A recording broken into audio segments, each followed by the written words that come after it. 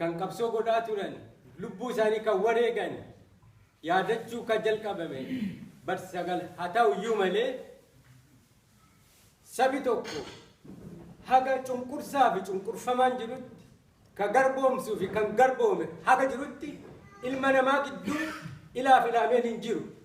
Sabi tokko eegga gaafa cunqurfamee gadadamee bilisummaa isaa dhabee harka isaa kennee nama tokko jalatti bulee kan jiru hin jiru. Kana seenaa Oromoo duwwaa utuu hin taane seenaa addunyaa kanaa keessatti hedduu bara. Sagantaan kun amma waggaa bara dhiyoodhaa haa jalqabamu malee ilmaan Oromoo gaafa bilisummaa isaanii dhabanii jedhanii harka isaanii tokkollee kennanii hin ta'in yeroo hundaa ittiin mormiin isaanii sii tokko ol ka'aa sii tokko gad bu'aa adeeme malee harka isaanii nama isaan cunqurfame jalatti jedhanii hin kennin. Kanaafuu lubbuu isaanii warra wareegee darbe kan wareegaa jiran asirratti wal arginee isaaniif kabajuun keenya isaaniif ulfina saba dhufuuf immoo seenaa akka ta'uudhaaf asitti wal geenyee jirra. Amma ol kaanee ilmaan Oromoo kan lubbuu isaanii yeroo dheeraaf wareegan yaadachuudhaaf daqiiqaa 2 yaadan.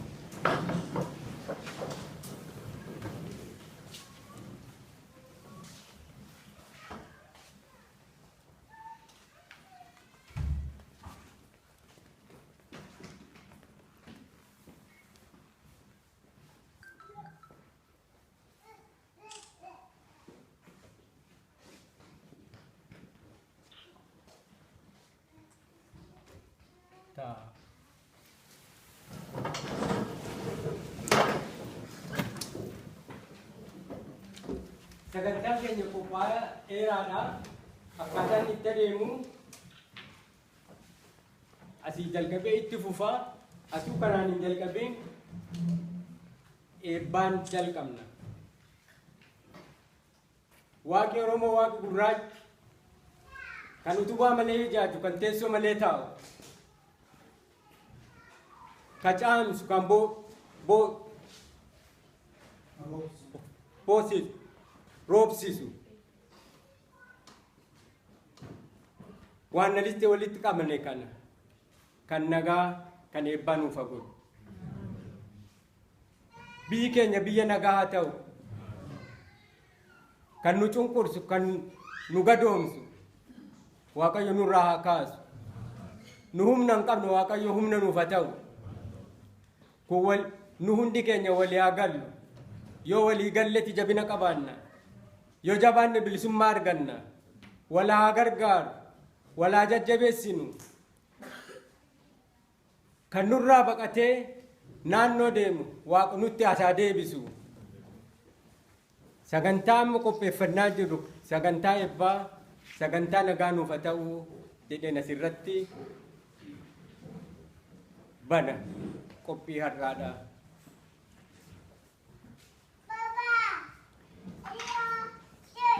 Yaadannoo fincila garbummaa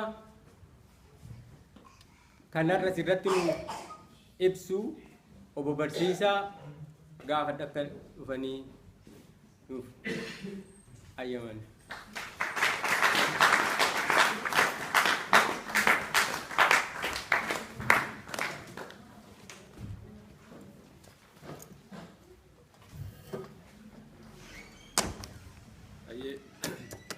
Galatoma jalqaba baga nagaan dhuftanii sanatti aansee uummata hawaasa Yorkshire Oromoo hawaasa Yorkshire sagantaa kana nu qopheessuu walitti nu waamuu irratti wal gargaaruu fi nu bira dhaabbachuu keessan hedduu galatoomfanna. Sana booda waa'ee kabajaa guyyaa har'aa gabaabaatti waan xiqqoo gabaabduu waan dubbadhaa sana booda sagantaa sakaan itti dhufna. Kabajaan har'a asitti wal geenye kuni waa'ee fincila diddaa gabrummaati. Fincilli diddaa gabrummaa maalidha? yoom jalqabe kan jedhu seenaan isaa hedduu dheeraadha. Ani seenaa isinitti himu maaliif hundi keessan iyyuu ni beektu. Fincilli diddaa gabrummaa Oromoo waggoota dheeraa guddaa dura kan jalqabedha. Waggaa 400 jechuu dandeenya. Gaafa uummanni Oromoo inni kaan quban qabne uummanni Walloo jalqaba gaafa gabroome irraa kaase fincilli diddaa gabrummaa sun ni jiraachaadha. Har'a miti kan jalqabe. Uummanni Walloo waggoota dheeraa uummata Habashaa wajjin ollaatti wallolaa yerootti turedha. Gabrummaa hin barbaannu dinne ofiin of bulchuu barbaanna kan jedhu ture jechaadha. Kanaaf ka waggaa 400 dura sana haa dhiisnu. As deebinee baroota 1960 keessa yoo ilaalle quba qabdu hedduun keessanii fincila Baalee jedhamee kan beekamu Jeneraal Waaqoo Guutuu fi Adam Jiloofa kan keessatti qooda fudhataa turan fincila diddaa gabrummaati. Hin barbaannu gabrummaan barbaannu jedhanii haala keessa turanidha jechaadha. Yeroodhuma sana baruma 1960 keessa waldaan Maccaaf Tuulamaa dhaabbatee Oromoon karaa bakka hunda addaa walitti dhufee maqaa misoomaatiin haa dhaabbatu malee isaa innillee fincila diddaa gabrummaati. Hin barbaannu kan jedhudha jechaadha. Itti aansee yeruma sana keessa karaa baha Oromiyaa afran qal'oo jedhanii ka'anii kan fincila diddaa gabrummaa kana gaggeessaa turan hedduun turanii jechaadha.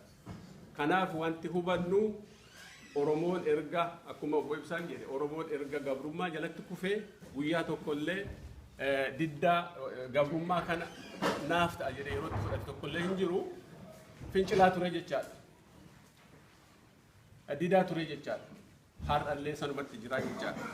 Bara 1970 keessa fincilli diddaa gabrummaa kun bakka bakkatti kan ture walitti dhufee walitti qindaahee kan jalqabe bara 1970 keessadha. Inni immoo addi bilisummaa Oromoo gaafa dhaabbate jechaadha. Addi bilisummaa Oromoo finciloota adda adda bakka jiran kana bakka tokkotti fidee guutummaa Oromiyaatti fincila diddaa gabrummaa jalqabee jechaadha. Innis sanumadha. Kan adda godhu bakka bakkatti falmaa kan ture bakka tokkotti iddoo tokkotti godhee akka jaarmaa siyaasaatti sagantaa siyaasaa baafatee tooftaa ittiin qabsoo gaggeessu baafatee lafa kaawwateeti yeroo jalqabee jechaadha adda bilisummaa Oromoo. Sana booda yeroo dargii mootummaa dargii keessaa adda bilisummaa Oromoo haa jiraatu haa socho'u diina dura dhaabbatee aanuu iyyuu malee haga danda'ametti uummanni aangoorra jiru mootota Habashaa maqaa adda bilisummaa Oromoo kana dhoksaa turan. Maaliif maqichuma kaasuun siyaasa waan ta'eef dhoksaa ukkaamsamaa turan jechaadha.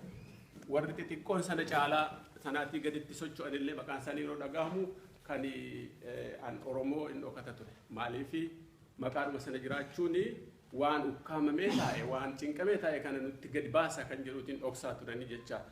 Haa ta'uutii bara 1991 keessa carraa kufaatii dargii irraatii yeroo ka'u mootummaan warri morman walitti dhufanii chaartera yeroo dhaaban carraan sun argamee jechaadha. Carraa sanaatiin qabsoon bilisummaa Oromoo uummata Oromoo bal'aatti dhagahamee sadarkaa sana gahee jechaadha. Kun egaa turning pointii guddaa tokkodha jechaadha qabsoo Oromoo keessatti. Yeroo uummanni Oromoo hundiyyuu dammaqee ka'ee hundi keenyallee amma bu'aa sanaa irratti jirra jechaadha. Sana booda haalli adda addaa haa uumamu malee fincilli diddaa gabrummaa kun sadarkaa adda addaatiin itti fufee sadarkaa ammaa kana gahee jechaadha. Kanaaf bara 91 asitti waggoota dheeraaf uummata bal'aa Oromoo dhokatee kan ture as bahee itti dabalee sababni shaarettanii sanaa mootummaa dimokiraataa ijaaruuf ture. Mootummaa dimokiraatii ijaaruun biyyattii sana keessatti akka hin taane kan hubate mootiin Habashaa Oromoo jaarmaa Oromoo ofirraa dhiibee ofirraa baasu malee yoo dimokiraasiidhaan sirnaan bakka tokkotti hiriire akka Oromoon mirga isaa kabajatu wanta beekamuufi kan warra alaas warra intarastii isaanii eegan wajjin ta'anii Oromoon akka bahu godhanii jecha. Sun garuu ammallee fincila sana wanta dhaamsa hin qabu itti fufee itti wanni jedhee jecha. Kanaaf fincilli diddaa gabrummaa kan ammaa kun yoom jalqabe yoo jenne bara 2005 jalqabe kunis maalirraa jalqabaa addi bilisummaa Oromoo uummataa fi waamicha guddaa godhee ture.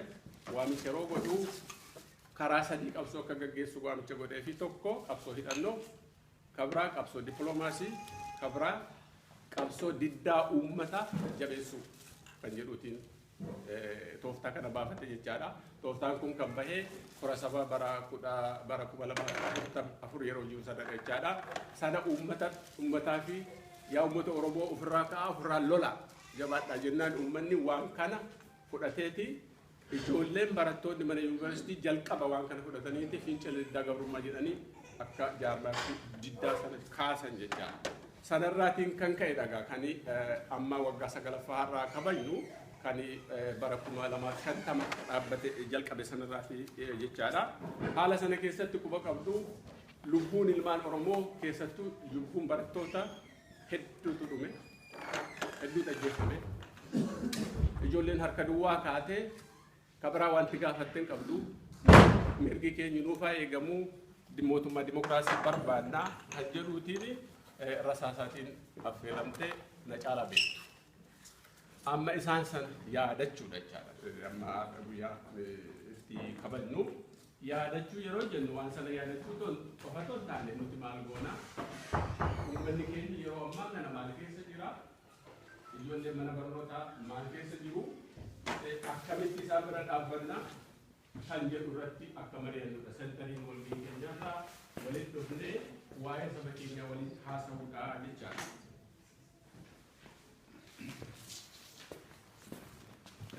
Fincilma diddaa gabrummaa kana itti aansee itti fufeetti bara 2011 keessa immoo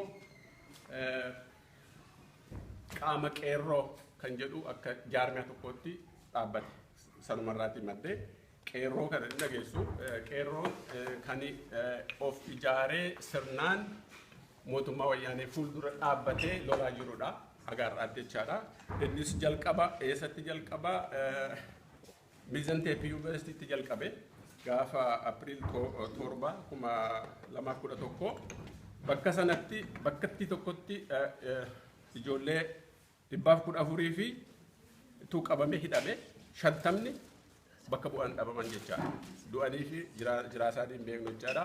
Achumaatti itti aanee yeroo dhuma tokko keessatti Haramaya Yuunivarsiitii, Arbaa Minci Yuunivarsiitii, Jijjigaa Yuunivarsiitii, Fiichee high school itti illee gabbu'ee jechaa kooti. Adaamaa Yuunivarsiitii bakka adda addaatti biyyittii guutuutti kaabatoon jedhiitiin bakka hundaatti yeroo socho'ee jechaadha. Haala kanaatiin fincilli diddaa gabrummaa kun bal'inaan itti fufee jira jechaadha. Yeroo itti fufuu ijoollee barattoota duwwaa otoo hin taane uummata kan illee dabalata. Uummanni Oromoo yeroo itti waliigalatti didedha. Kanaaf wanti kana kabajnuu fi implikeeshiniin inni uummata Oromoo keessatti qabu guddaa. Uummanni Oromoo mana isaatti bakka hojjetutti diddaa sana agarsiisaa jira jechaadha. Kanaafidha turning pointiidha waan kun wanta guddaadha an kabajamuu qabudha kan jennu jireenya nama tokko uummata Oromoo kan tuqe haala sana keessatti haala jireenya isaa keessatti miidhaa guddaan kan irra ga'e miidhaan lubbuu kan maallaqaa hojiirra ari'amuu mana barumsaarra ari'amuu waan kana hundaati itti miidhamee uummanni Oromoo sadarkaa hamaa keessa yeroo itti jirudha jechaadha. Kanaaf guyyaan sun guyyaa hedduu kabajamaa waan nutillee of deebinee of gaafannee maal gochuu qabna. Nutillee jala baanee biyya faranjii jirra. Warri cinqii keessa jiran sodaa keessa jiran biyya isaanii keessatti akka bineensa kurupheen bineensi na nyaata leenci na nyaata jettee sodaachuu sodaataati jira uummanni Oromoo yeroo ammaa biyya sana keessatti. Kanaaf immoo wanti godha jedhee uummanni Oromoo murteeffate falmadhee ofirraa buusuun qabaa kan jedhudha. Kanaaf nuti immoo falmii sana akkamitti gargaara kan jedhu sagantaan inni jira sanarratti haasofna. Kanaaf gabaabaatti fincilli diddaa gabrummaa ani kabajnu har'a sababa kanaafidha. Isa kaan bal'inaan irratti haasofna dubbii dheeressuu hin barbaadu. galatoomaa injifannoon uummata Oromoo.